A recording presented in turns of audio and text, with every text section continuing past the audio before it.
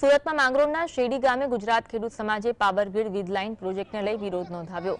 વળતર ચૂકવ્યા વગર ખેડૂતોના ખેતરોમાં કામ શરૂ કરાતા ખેડૂતોમાં ભારે આક્રોશ છે।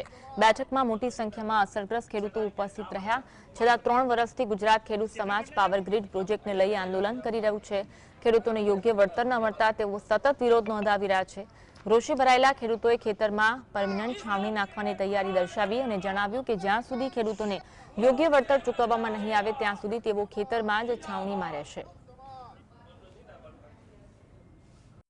765 કેવી ખાવડા ટાવર લાઇન માટે પાણેઠા ગામના અમારા એક ખેડૂતને વળતર ચૂકવ્યા સિવાય ટાવર ઊભો કરવા માટેનું જબરજસ્તી પોલીસ તંત્ર દ્વારા અને વહીવટી તંત્ર દ્વારા અને કંપનીઓ દ્વારા કરવામાં આવી રહી છે। ખેડૂતોને વળતર નથી ચૂકવ્યા, વળતર ચૂકવ્યા છે તો એની અંદર ધારાધોરણો નથી જળવાયા અને કલેક્ટરે કાયદાનું ખોટું અર્થઘટન કરીને વળતરની પ્રક્રિયા નક્કી કરેલી છે।